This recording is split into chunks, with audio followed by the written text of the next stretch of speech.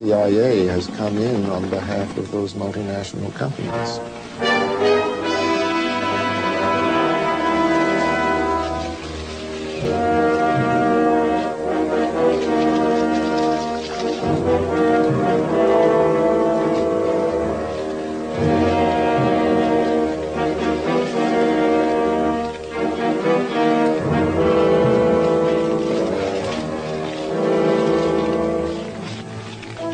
You start a huge covert war that you intend is going to be secret.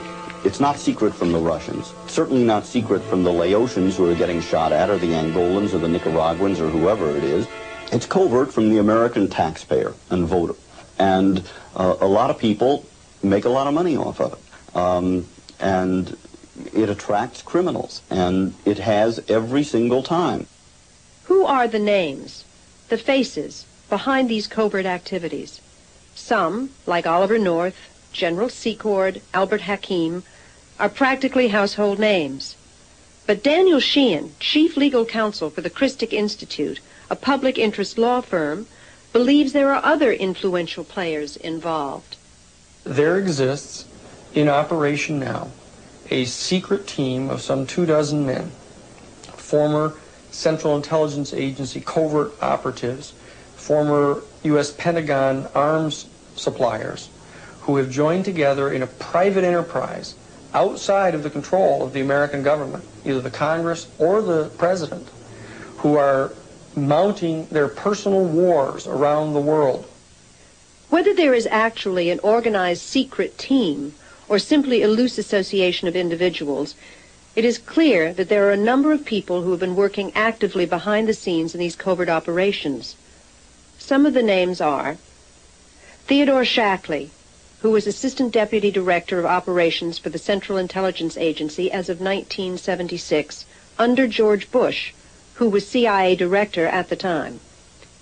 Thomas Clines, who worked as a case officer under Shackley in Miami and in Laos.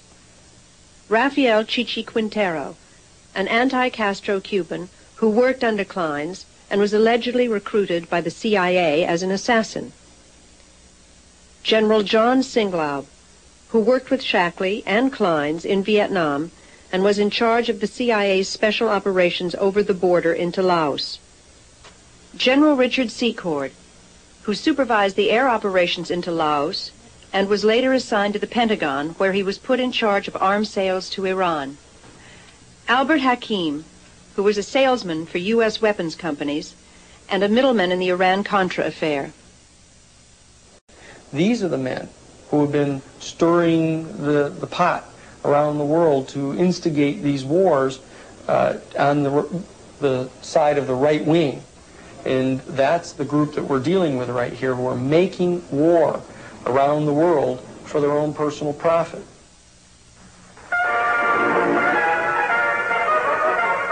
Cuban revolutionary troops such as these have invaded Castro's leftist island fortress, reportedly rallied by a mysterious coded radio message. Alert, alert.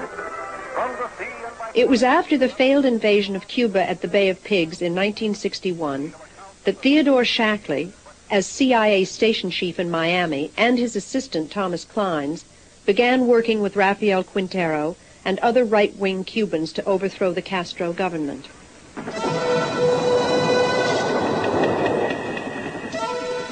In 1965, Shackley and Clines were transferred to Laos, where Shackley became CIA station chief, Clines his assistant once again. It was here in Southeast Asia that they teamed up with General Secord and Singlaub. And they there began running the secret war in Laos and Cambodia and Thailand. Everybody in the United States basically thought the war was going on in Vietnam. In fact, there was a major dirty war, covert war, that was fought primarily through assassinations of people that were suspected sympathizers of the Pathet Lao, or other people who were not terribly sympathetic to the Western powers.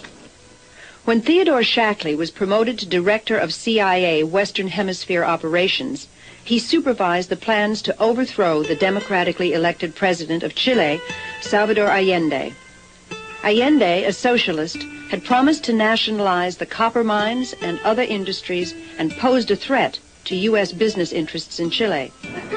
After a bloody coup, Allende was replaced by a right-wing military dictator, Augusto Pinochet, whose security forces brutally murdered and tortured thousands of political dissidents. Shackley moved on, returning to Southeast Asia. By that time, the writing was on the wall. The United States was going to be pushed out of Southeast Asia. It was clear that the Viet Cong were going to prevail under Ho Chi Minh. And so what these men began to do, they began to pilfer hundreds of tons of ammunition and military equipment out of Vietnam. They began to construct a covert war capacity that was unknown to the United States Congress, that didn't require supervision by the president, but would pursue the mission that they viewed as their ultimate mission. And that is to attempt to vanquish any people who didn't support the United States foreign policy and who were socialist or communist anywhere in the world. But then came Watergate, a president forced to resign, and the American people, disillusioned by White House corruption and lies, wanted a change. In 1976, Jimmy Carter was elected president. He and new CIA Director Stansfield Turner began to clean house, pushing out nearly 800 men from CIA covert operations.